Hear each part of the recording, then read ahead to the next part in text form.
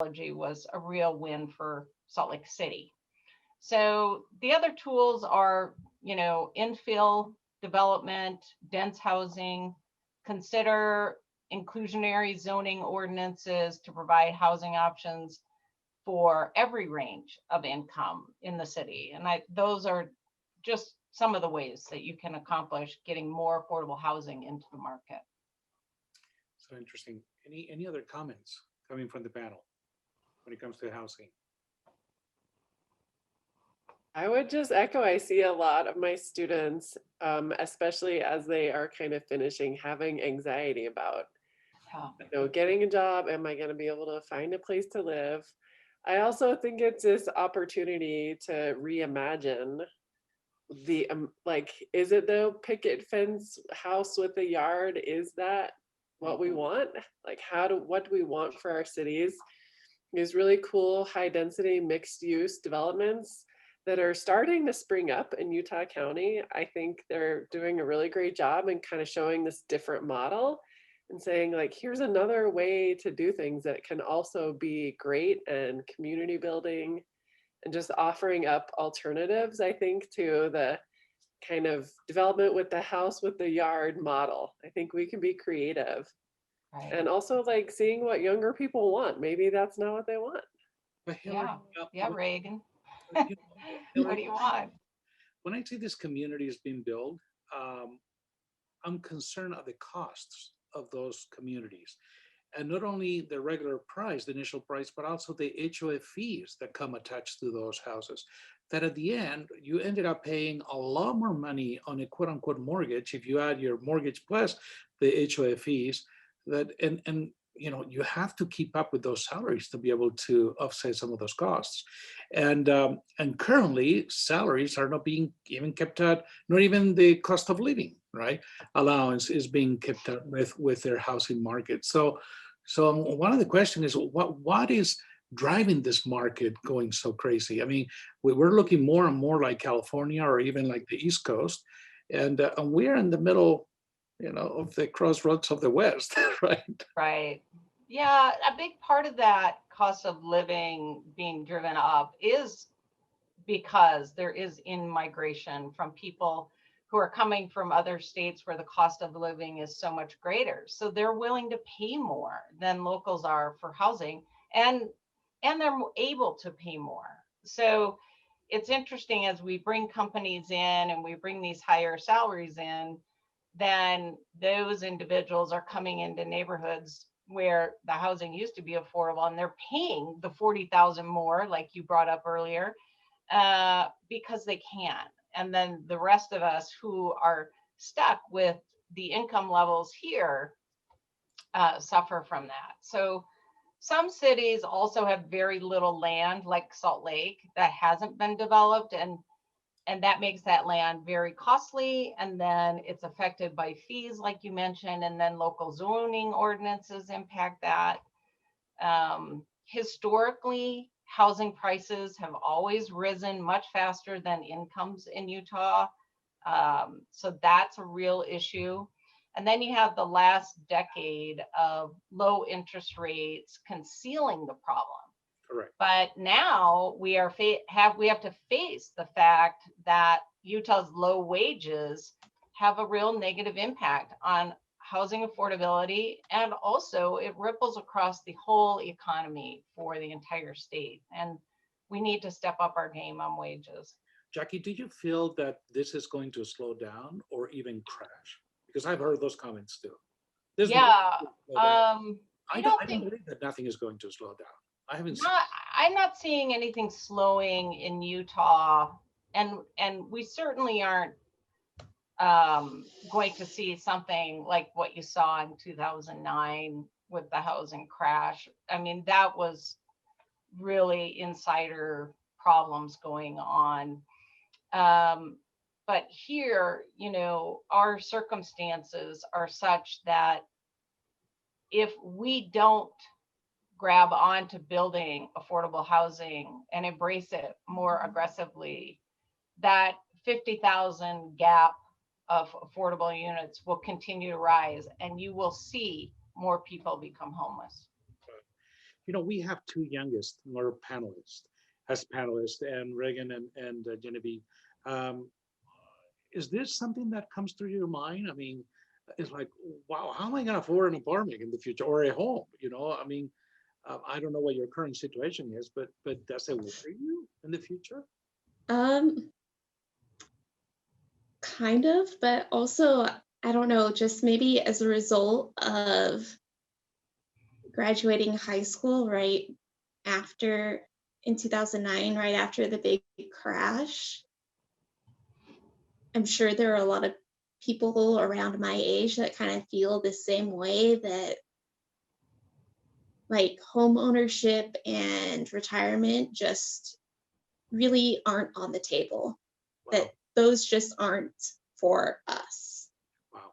Is what I feel like a lot of people in my generation feel. I don't know if Reagan would agree, but yeah, it's just like right now looking at my current salary, like to not be housing burdened, which is the low threshold for a housing burden is like 30% of your income.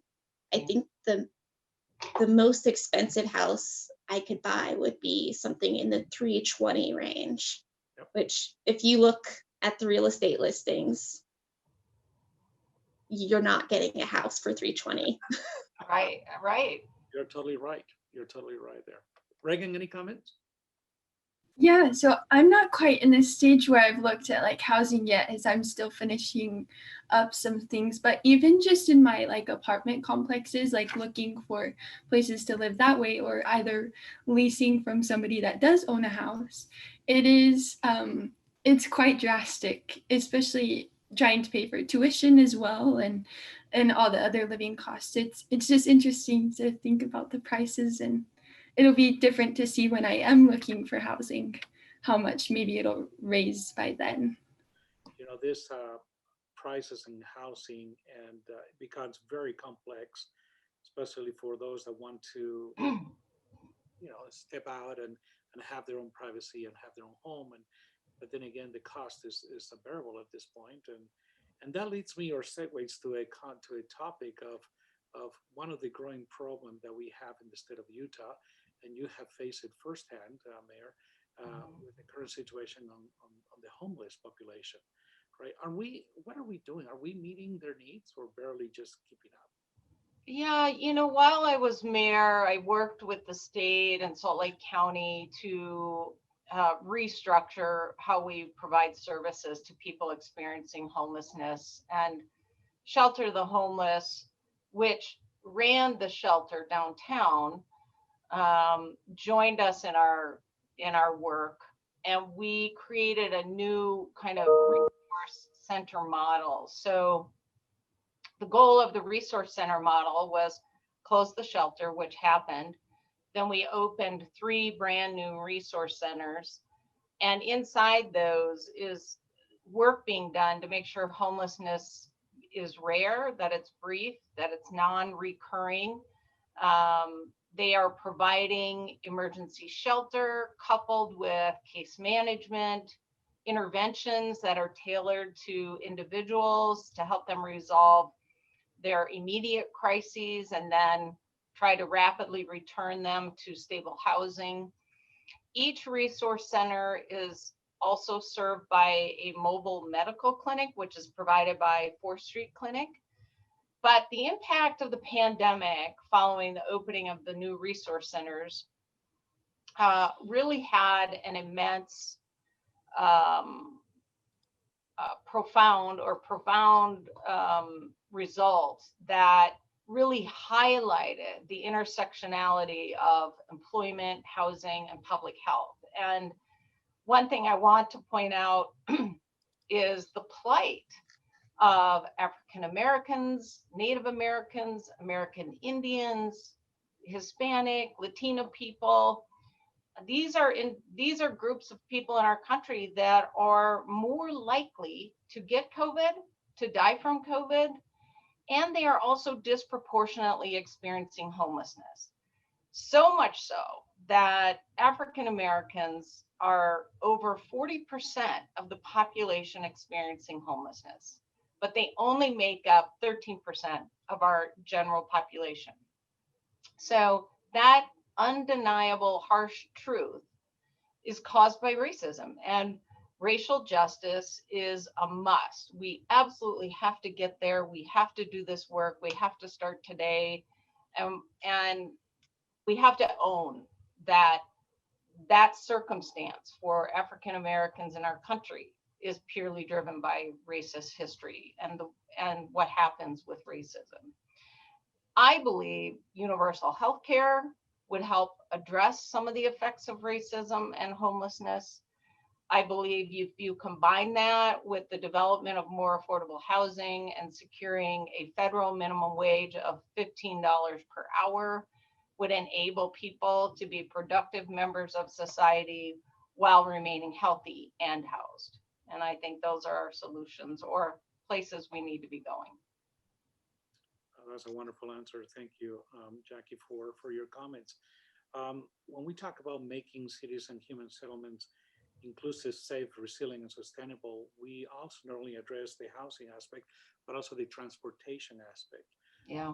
Asked Genevieve a question on, well, why do you think, Genevieve, the legislature is allocating so much money toward transportation, the UDOT, the Utah Department of Transportation projects, and perhaps ignoring other important needs in our community, like education, like inclusion, as the mayor has indicated, when it comes to race issues, gender equality, and et cetera. It seems like our money goes into, big pots of money goes to UDOT, a little bit of money goes into education, and then everything else, well, we'll see how we can match it up, right?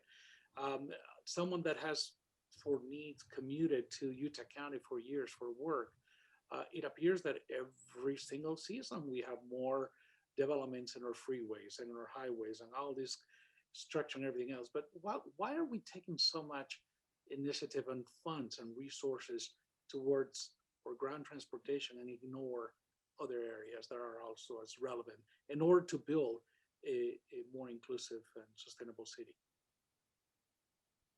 Yeah, so I think part of it is that these large infrastructure projects are more appealing to politicians because they have a visual impact, right? Like people can see, they can see and touch a big infrastructure project. So there's kind of that part where it can boost a politician along, that they got this big infrastructure project through and done.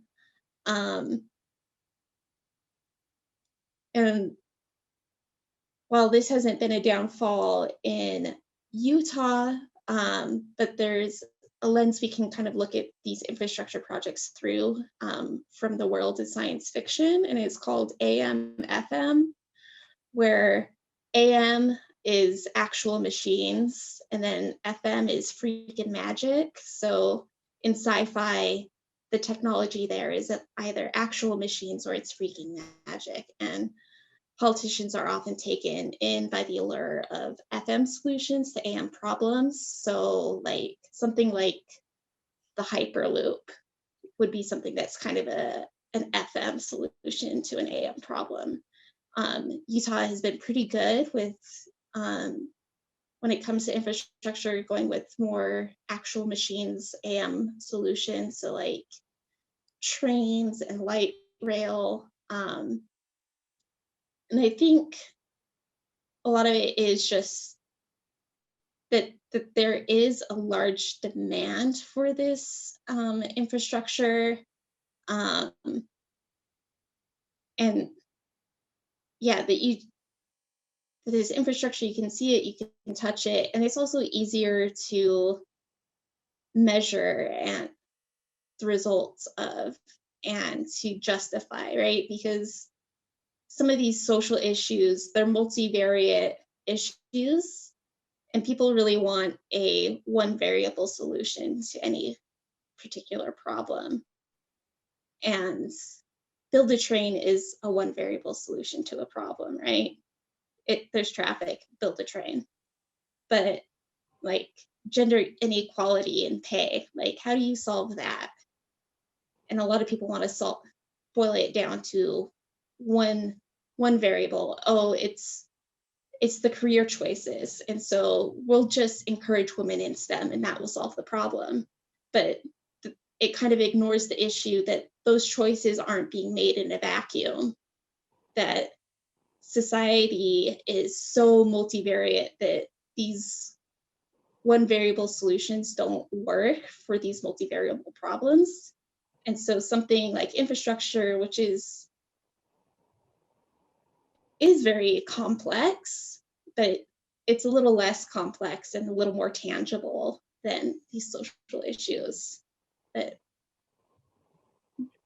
maybe the former mayor has some insight. So I was gonna segue into that question. As a former politician, Mayor, do you feel that politicians are driven by tangible things more than inner deep things? I mean, what are you? Well, I think some are for sure. I think that does happen. However, I think our legislature lacks the representation for the people who are dealing with these issues you mentioned. And so those issues do not become the priority for the legislature. And we as residents of this state have an obligation to ensure that we are electing people who can represent us and also who we believe will work on these issues. And I don't think they'll get addressed until there's enough pressure and enough representation to do so. That's a great comment. Speaking on transportation, Reagan, Governor Cox has appointed $350 million to expand our frontrunner and light rail. Did you see this as well-used funds, and why? My first answer, I want to say yes, but because the front runner has many, like it provides many modes of transportation for people. I personally have only used it a couple of times, but I have several friends who rely on it heavily to be able to either go to the airport when they need to go back home, or whether they're just going up to Salt Lake City. But I also think it'd be awesome to expand it in further ways, either further down south for people that direction. And it also just provides people that like maybe don't have access to a vehicle, aren't able to afford one, that it's a mode of transportation they are able to take that's quite efficient and fast. It also like helps people maybe save money on gas, and then that in turn helps like the environmental impacts that cars have, not as many cars on the road. So I think that expanding it is a good choice and will provide help for many people. I'm glad you answered that way. Yeah, personally, I mean, I'm European, and we have a different concept when it comes to transportation, right? And even at this university, when I have to deal with global exchanges or participation from individuals coming to do internships, residencies, whatever happens, to me, this is a very concerning issue. How do I have an individual move from point A to point B to come to the university to go to a practicum or an employment or a company to be able to do a practicum per se? What kind of a transportation mode we have? Yes, we are a little behind when it comes to, but believe me, when I came to the state of Utah 30 years ago, we did not even have light rail, and it was just a little madhouse just to move from point A to point B. So I'm very grateful for all the initiatives that not only light rail has provided us, and even front runner. I mean, hello, I witnessed when front runner opened just, I believe, 5 or 6 years ago. Right. So yeah, we need to get in the mindset that transportation is good. It will help us, as you have indicated, to bring down the gas emission, and I think is the way to go. And many cities around the world are moving in this direction. So I think Utah has to be up the front. So I'm very supportive of Governor Cox's initiative. I don't know if it's going to clear the legislature. Any thoughts there, Jackie, on if this is going to fly or not? I can see it happening. There's so many local communities that want this now. Forever Utah County fought against light rail. But now with the influx of technology companies in that area, the companies and their employees are demanding it. So I think you're going to see support. I don't know if it'll all go, but certainly the majority of it probably will. That is great. Well, one of the areas also of making sure that our city is sustainable, not only in theory, but also in practice, we need to talk about what's happening on the geography side. And I'm so grateful that we have Dr. Hungerford with us. And in regards to the state of Utah, how ready are we for any natural disasters, such as like the big earthquake that people have spoken for so long? And we almost face a huge drought, thank heavens for the recent snowstorm, right? But where are we? What has been done as a geographist specialist? Yeah, thanks for that question. I have to give props to my geology colleagues for helping me learn more deeply about earthquakes. My colleagues actually do a lot of research on the Wasatch Front and how active it is. One really tricky thing about earthquakes is you can't predict them. And that's challenging. So, which means that we have to be prepared and we have to have plans in place. And at the state level is really well coordinated. I think it's now up to making sure that our communities and neighbors and friends have, read and really take seriously this probability and likelihood of having a major earthquake event. I know in my classes, I teach geography of Utah class, and we have a few units where we assess our earthquake risk. There's really great tools that the state has put out, the Utah Geologic Survey. You can kind of assess your risk based on what type of house you live in. And I live in one of these like old brick houses in Orem. So I gotta have a plan. Like it's not one of these nice reinforced houses, but that's okay. So I think actually the state has done a lot. And I think though that people have been hearing about the earthquake for so long and it hasn't happened.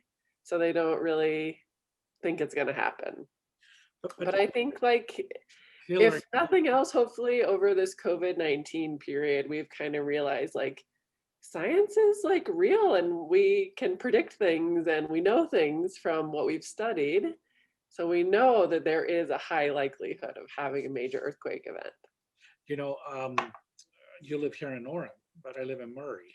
And right after the pandemic, as soon as it started in March, we got our lovely wake-up call from Magna, as you all remember.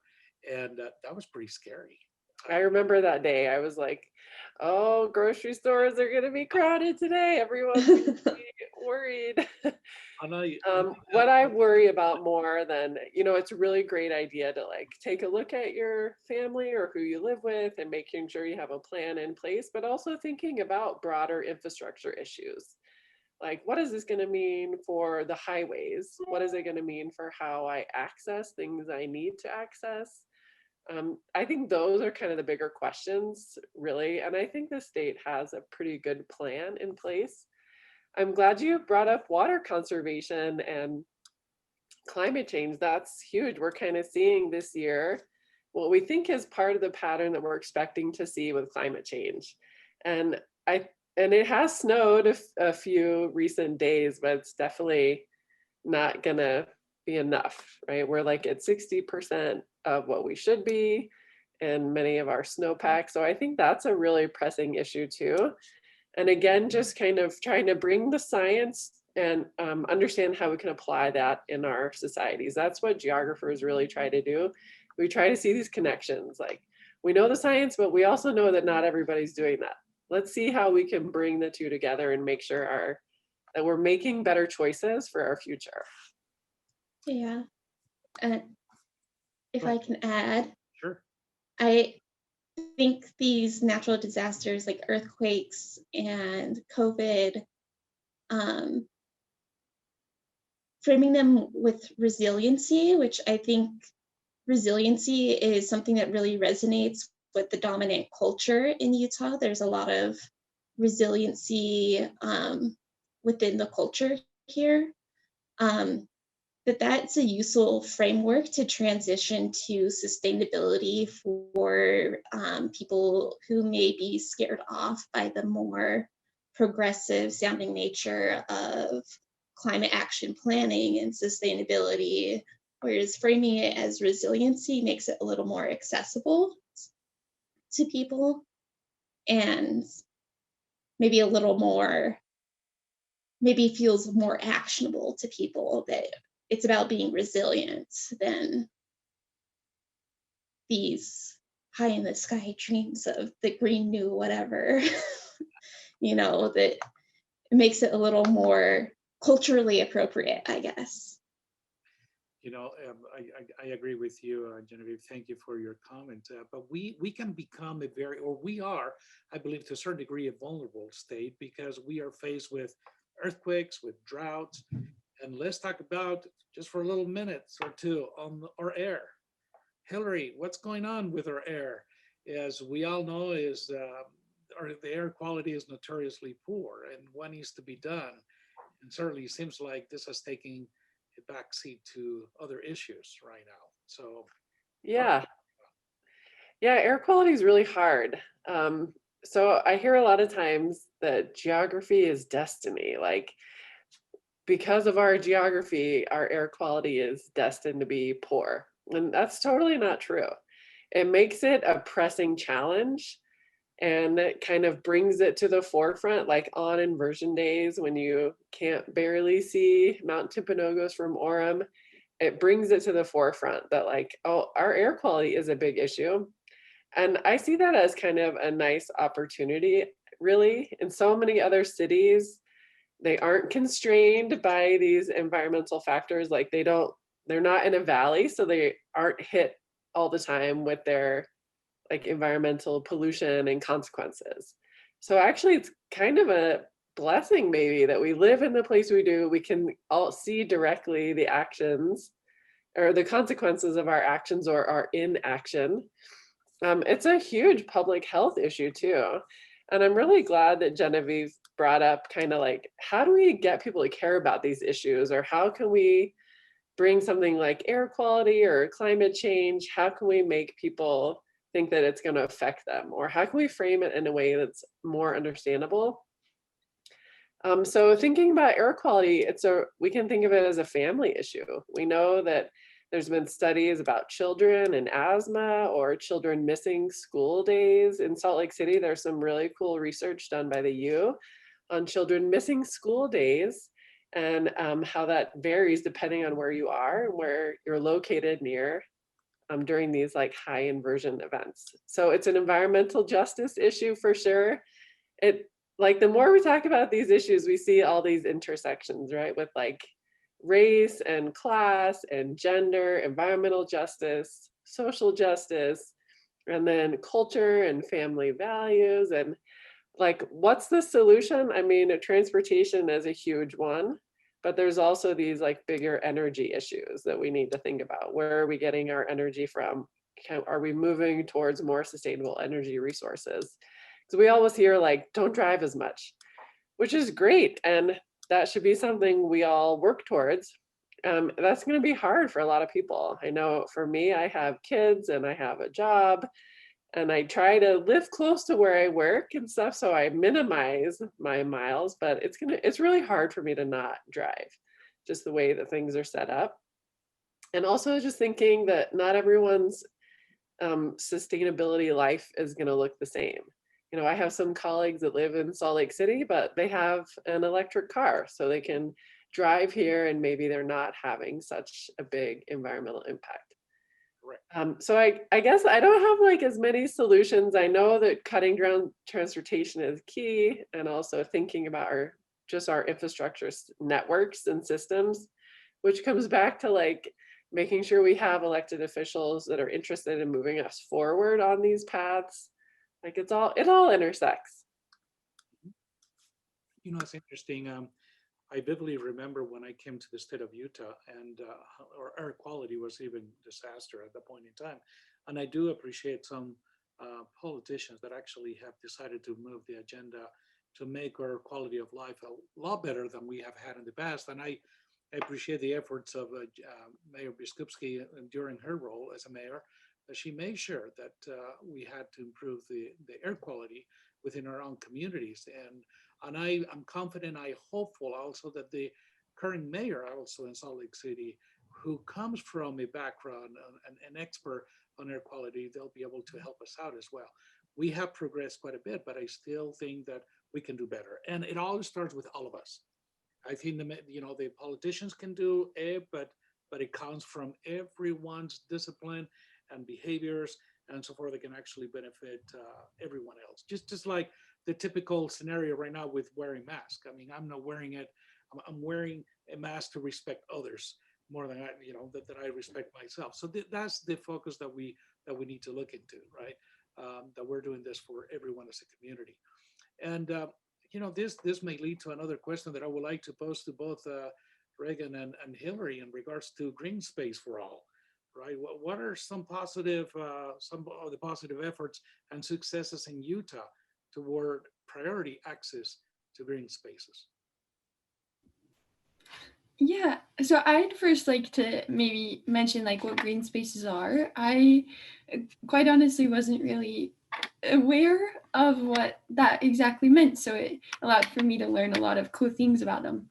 But the green spaces are places within urban communities that they're like parks or community playgrounds or just general areas where there's trees and vegetation and stuff that, and like grass or similar things to that, to where there's not really infrastructure or anything taking away from that. Just some like good things that come from green spaces is like it encourages exercise and being outside, which is great for everyone. We can get our vitamin D, and it also like helps our moods and gives us like a space to maybe like de-stress and get away from maybe our normal routines. Just allows us to try something new in a new space, as well as just like a place for socializing. Like I know recently, like with the pandemic, getting outside is a little bit more was way healthier, and being able to still social distance and wear our masks, but then going to like a party, but we were still able to be with with our closest family members and go outside and do things. So those green spaces provided a lot of activities, and they still do. That is wonderful. Thank you. Hillary, any comments? No, I as a mom with 2 younger kids, I'm in green spaces all the time. I'm a heavy user of green spaces. And I also think this is an opportunity to think about high density housing and how, I mean, do we all need to have our green space? This reveals my bias. I'm really anti-grass, anti-huge islands of grass.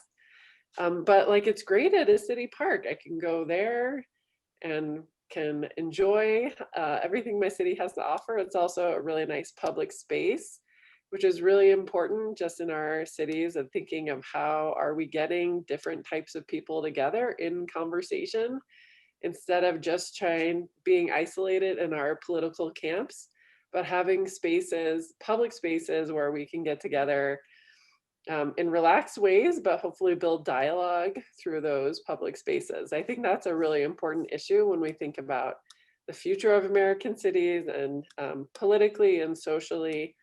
There's this rhetoric around coming together when we need to unite, or our country's so divided. Well, let's think about our public spaces and how we can make those more accessible to lots of different types of people. Yeah, and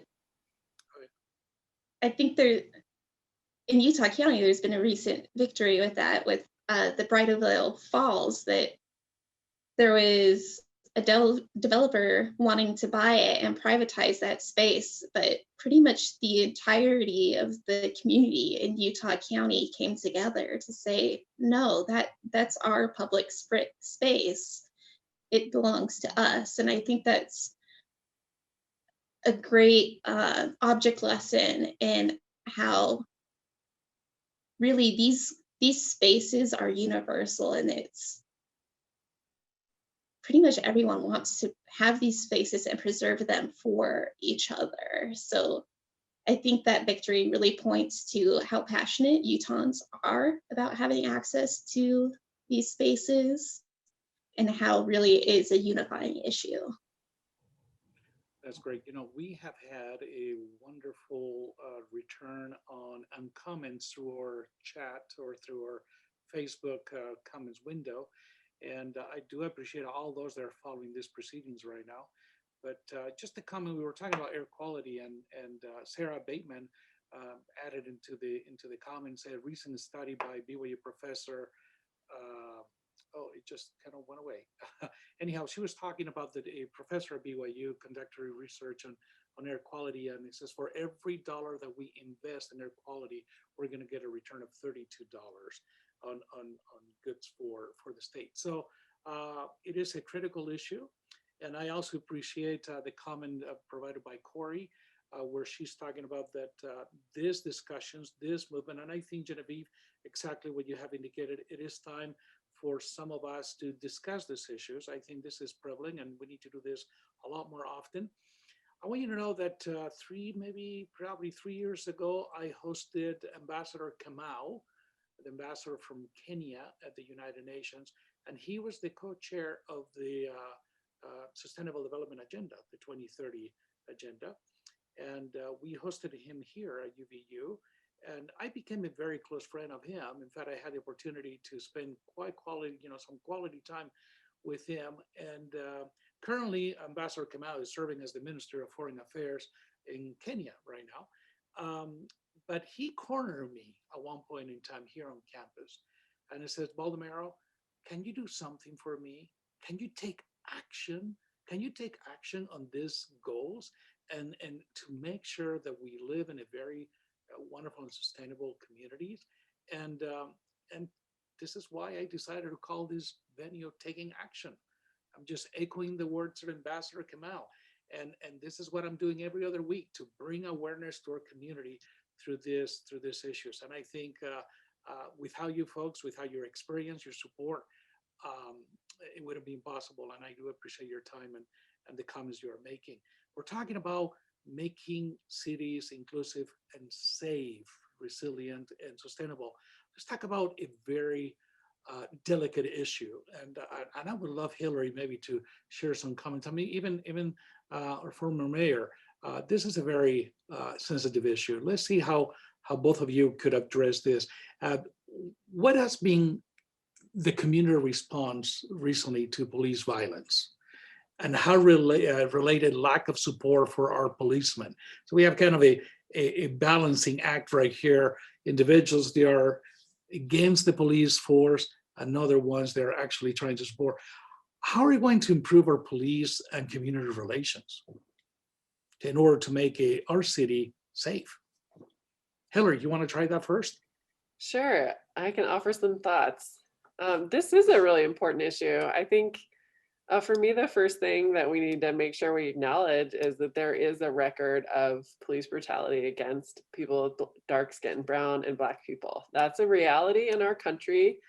And I think we just need to start with that and say, okay, let's see how we can move forward then. And whether it's getting better training for police officers, which UVU is really lucky. We have a police academy within our university, so we can start right there. And I know there are some panels that are starting to be done between like the African Diaspora Initiative or Black Student Union on campus and future police officers. And I think that's such a great contribution that UVU is making to the future safety of all of us in Utah. I think too, the rhetoric around defunding the police is really scary for a lot of people. But I think really the conversation is like, how can we make sure that police are not overburdened? How can we make sure that they don't have to respond to all these calls that they're not necessarily trained for? Like, how can we empower social workers to do better jobs? Or how can we make sure that people with substance abuse get the treatments they need? That's my knowledge about the policing and those conversations. I think it is a really big issue, and I know Orem. Again, I live in Orem, so I kind of try to keep up on local issues here, and I know they are doing a lot of those conversations in our police department in Orem.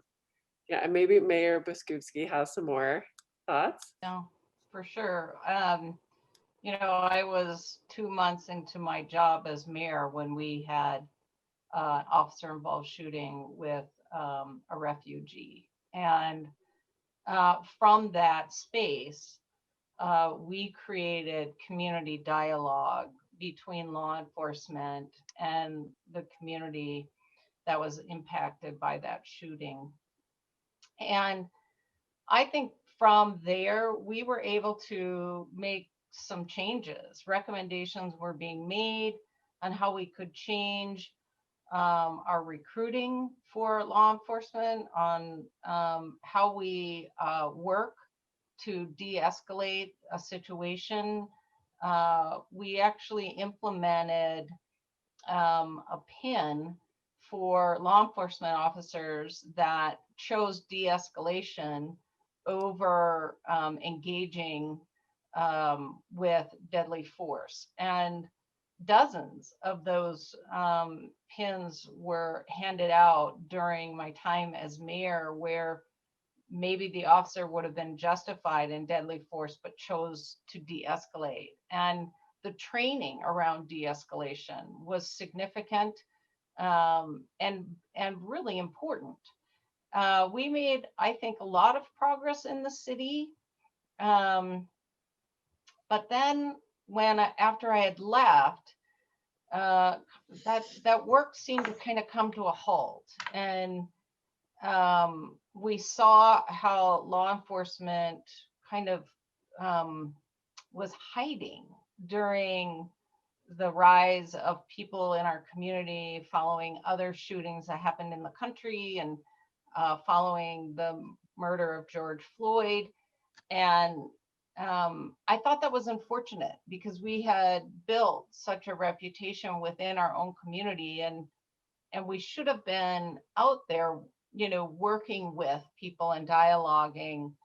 And I don't think you would have seen the destruction of the police car or the tagging of the police building and other things that happened had we just been present and continued to build our relationships that we had established while I was there. So I think you have to stick with your efforts, and the relationship building and the listening is very important.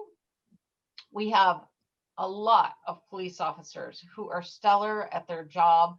We've got to be careful about not dogpiling and grouping everyone into the bad actor group, because that creates its own bias by the community, and I don't think that's helpful. I think we have to hold bad actors accountable, but still support our law enforcement teams. Thank you. What a beautiful. Yeah. Yeah, go ahead.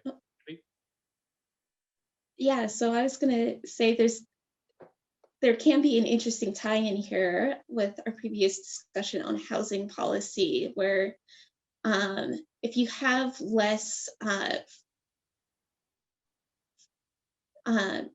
stratification in neighborhoods, like between a wealthy neighborhood and a poor neighborhood, if you have more mixed income neighborhoods, it's more likely that the officers will be living in the same neighborhood that they're policing, which really does a lot for increasing community trust in police and for really having that dialogue and relationship between the police and the community. Whereas if we continue to have these incredibly stratified, income stratified neighborhoods, we'll be having people coming from outside these low income communities to police them, and there's not that relationship there that can help people feel safer and more trusting of the police. This is a very, as I mentioned, a very touchy subject, but I appreciate your input, and I think that we can do better, and we'll have to do better, and we have to be able to work with our own community and friend each other and support each other on the initiatives. So, we could continue to talk for hours, but I'm very mindful of your time. This is a very lengthy topic, and but I do appreciate all your input and throughout this hour that we have been together today. And I just want you to know that I believe that today we have made a little bit of a difference, and we are beginning to take action, and hopefully we'll continue to unfold in these discussions. And as we look forward on February 10th, for example, we will be discussing SDG 13, which is take urgent action to combat climate change and its impact. So we'll be talking about climate change on February 10th at the same time. And I have Dean Danny Horns from the School of Science and Josh Harsh from the Utah Energy Department, and also a professor in geology, Dr. Alexander Ozanazi. He will also be joining us as well. So I just want to just take 3 seconds to thank you. Thank you for the time, effort, for putting this thing together.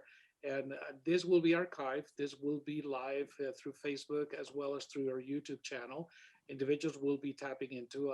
That's been my experience in the past months that we have been conducting these seminars or these panels.